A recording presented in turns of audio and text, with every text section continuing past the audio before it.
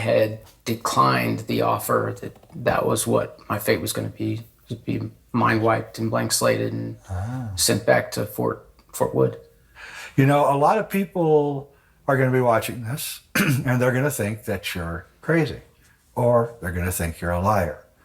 And you don't come off crazy, I have to tell you, but the lying part, we can't tell. So what we had you do was take a polygraph test from a polygraph examiner. And we want to show you the results of that right now.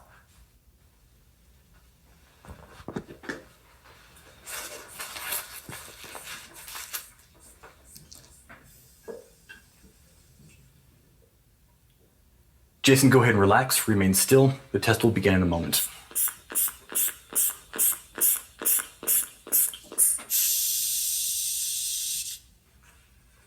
The test is beginning.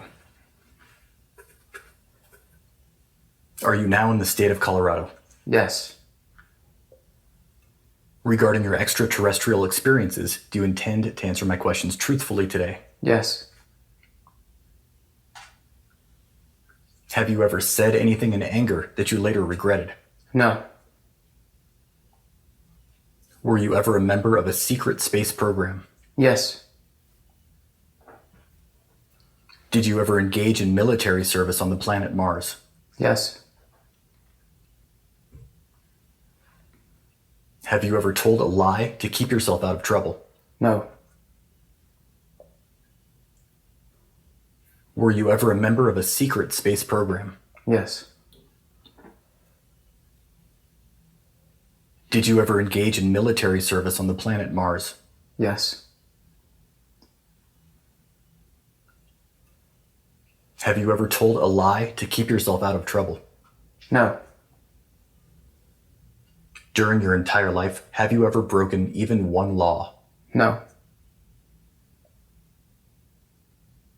Have you ever killed an extraterrestrial being? Yes. Have you ever been captured by an extraterrestrial being? Yes. During your entire life, have you ever violated any rules or regulations? No.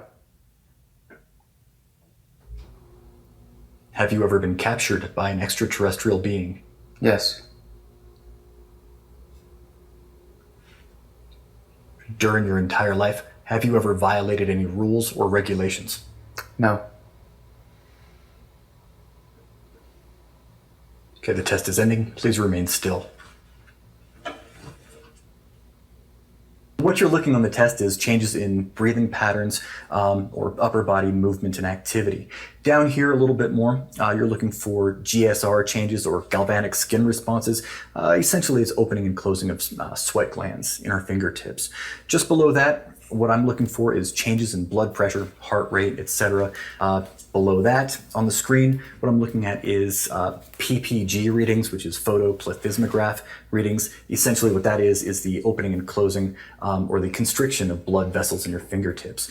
Some of the other readings I have on there are, whether or not he moved or was trying to cheat the test in any way, and he wasn't. So what I'm looking at on screen right now is that for the directed lies that I asked him to tell, which were, have you ever broken any laws, stuff like that. He does have a physiological response that comes from that is indicative of somebody normally lying to us, and that physiological result that I've come to expect.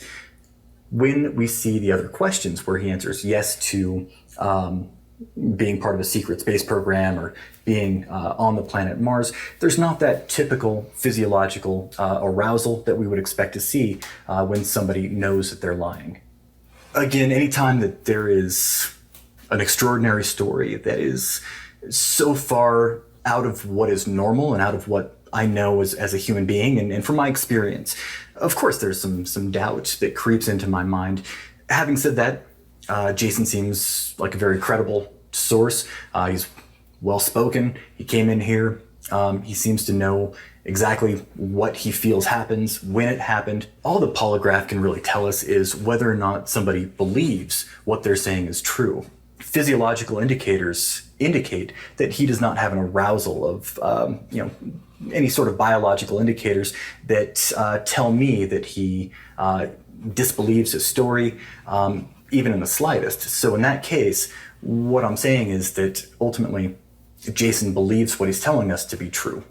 So the guy conducting the polygraph kept asking you like the same questions over and over and over. I'm sure it was driving you crazy.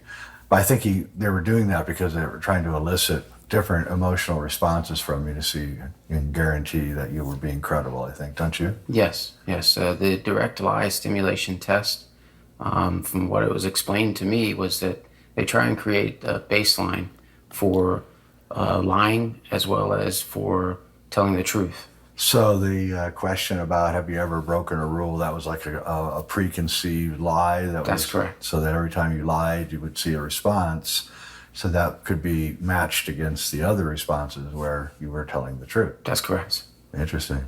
So how did you feel, being asked these questions over and over and over?